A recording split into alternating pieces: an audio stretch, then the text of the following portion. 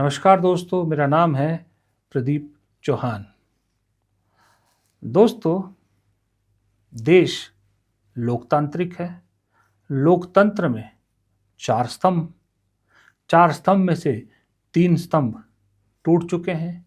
एक स्तंभ जर्जर हालत में है, उस स्तंभ का नाम है न्यायपालिका।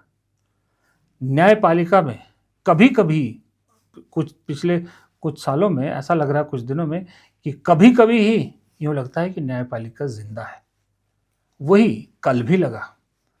कम से कम इस सब के बीच में 2 ऐसे फैसले अलग-अलग हाई कोर्ट से आए, जहां लगा कि शुक्र है कुछ तो हुआ।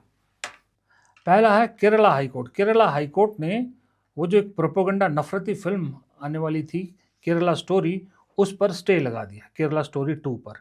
क्योंकि सबको लग रहा है कि उस फिल्म में एक धर्म विशेष को टारगेट किया गया है और केरल के लोगों की जो भावना है उसको ठेस पहुंचेगी, केरल को बदनाम करने की कोशिश की जा रही है। और दूसरा मामला है गुवाहाटी हाई कोर्ट का, जहां पर गुवाहाटी हाई कोर्ट ने जो वो नफरती भाषण हिमंता बिस्वा शर्मा देते थे, उनके खिलाफ उस मामले में नोटिस जारी किया हिमंता बिस्वा शर्मा को यहाँ याद रखना होगा कि ये वही मामला है जिसे सुप्रीम कोर्ट ने एंटरटेन करने से मना कर दिया था। सुप्रीम कोर्ट ने कहा था पहले हाई कोर्ट जाइए, तो हाई कोर्ट गए तो हाई कोर्ट ने नोटिस जारी किया है, कम से कम नोटिस तो जारी किया है। एक लगाम लगाने की, कानूनी लगाम कहीं तो लगी। वरना हाल के दिनों में अगर आप अदालतों को देखें तो माथा पीटने का कई बार दिल करता है कि आंखों देखी मक्खी कैसे निकल रहे हैं हमारे कोर्ट्स। हैरान हुए होंगे आप भी उस दिन सुन के कि इस देश के सुप्रीम कोर्ट को एक दिन नहीं लगा वो बात पे सो मोटो नोटिस लेने का, जहां सरकार ने फैसला किया कि 8वीं में एक चैप्टर इंक्लूड किया जाएगा जहां पर जुडिशरी में जो करप्शन है वो कितना खतरनाक है, इस पे पढ़ाया जाएगा। तुरंत सुप्रीम कोर्ट एक्शन में आया, चीफ जस्टिस नाराज हो गए और सरकार को अपना फैसला वापस लेना, बल्कि शिक्षा मंत्री ने तो माफी भी मांग ली। लेकिन इन्हीं सुप्रीम कोर्ट के जजेस को या इन्हीं सुप्रीम कोर्ट को न हिमंता बिस्वा शर्मा का वो वीडियो दिखता है, न हिमंता बिस्वा शर्मा के वो भाषण सुनाई देते हैं, न जो एक नमाज पढ़ रहे मुसलमान को पीटता हुआ आदमी वो दिखता है, न अजीम प्रेम जी यूनिवर्सिटी में हुड़दंग जो किया जा रहा है वो दिखता है, न एक दुकानदार से जबरन धमकी देकर दुकान बंद करवाई जा रही है क्योंकि वो मुसलमान है, न वो दिखता है। और बाकी चीज़ें जो है दुनिया भर की, वो सब नहीं दिखती। सोनम वांगचुक कब से लेकर जेल में है, उनकी बेल पे सुनवाई आगे से आगे जा रही है। और बाकी यही कानून हमारा कहता है कि बेल हक है, उसी हक पे रोज बैठ जाता है। लेकिन जब राम रहीम जैसे लोगों को आए दिन पैरोल मिलती रहती है, तब ये अदालतें आंखें बंद कर लेती हैं। तो ये जो खेल हो रहा था, उस बीच में कम से कम छोटे से सही कुछ ऐसा कदम तो उठा जिसमें लगा कि हाँ, इस देश में अभी भी कानून है, अदालतें हैं। जो अदालतें एक ज़माने में छोटी छोटी बात पर सो मोटो नोटिस दे दिया करती थी, सरकार को लताड़ा करती थी, सरकार को टोज पे रखती थी, आज तो मामला कुछ और ही लगता है। मैं आज कहीं पढ़ रहा था, कल पढ़ रहा था मैं, वो आपको एक सुप्रीम कोर्ट के सीजेआई याद है, chief justice of India Ranjan Gogoi, जिन्हें राम मंदिर का फैसला सुनाने के साथ ही रिटायरमेंट हुई और रिटायरमेंट के बाद तुरंत राज्यसभा भेज दिया गया। उनकी राज्यसभा टर्म खत्म होने को आई है और आपको मालूम है पूरे सत्र में उन्होंने सिर्फ एक बार डिबेट में हिस्सा लिया, सवाल एक भी नहीं पूछा। अटेंडेंस मात्र 53%, 6 साल में 53% अटेंडेंस, और एक डिबेट में हिस्सा लिया, सवाल कुछ नहीं पूछा, कोई विधेयक नहीं लाए, कोई कुछ नहीं, सिर्फ 6 महीने मलाई खाई। वहाँ से मुझे ऐसा लगता है कि इस देश की न्यायिक सिस्टम पर सवाल उठने शुरू हुए थे।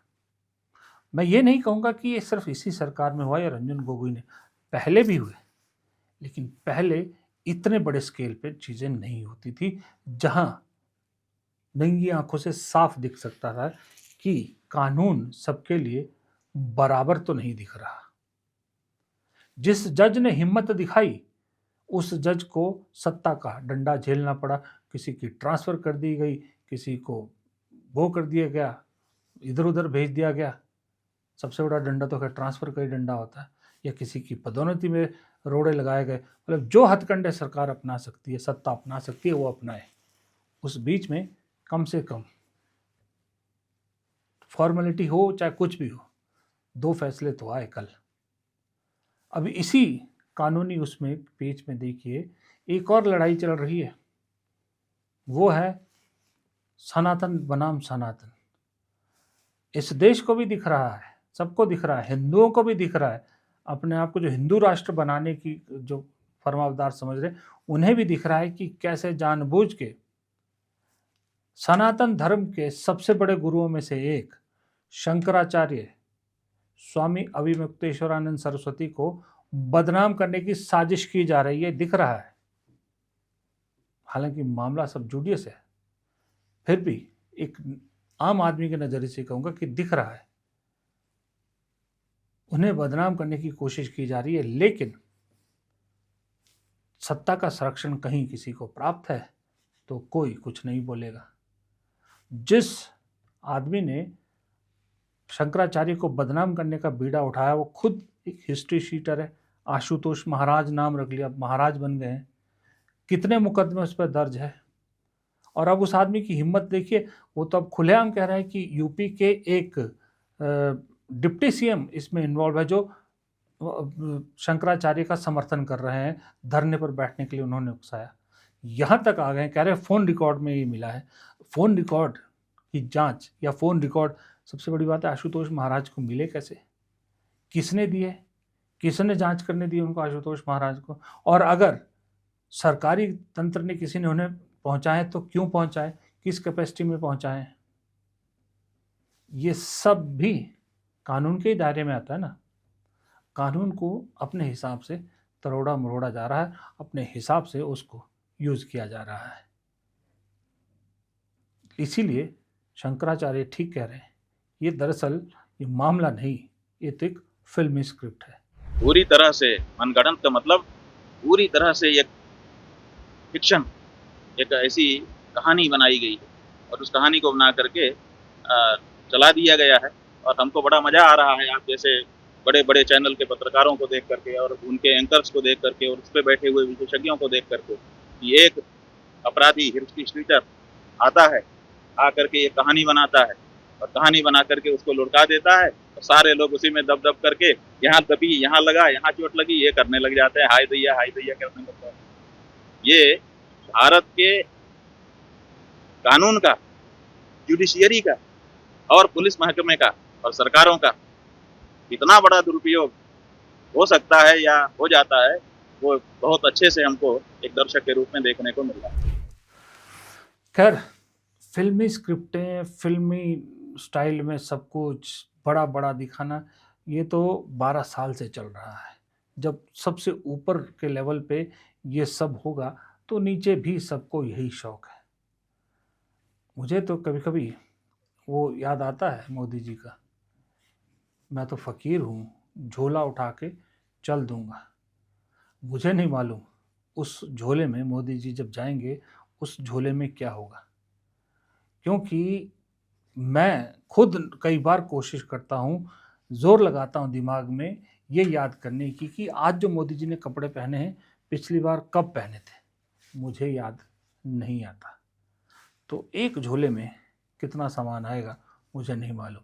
फिलहाल इस वीडियो को तो मैं यहीं ख़त्म करता हूँ। नमस्कार।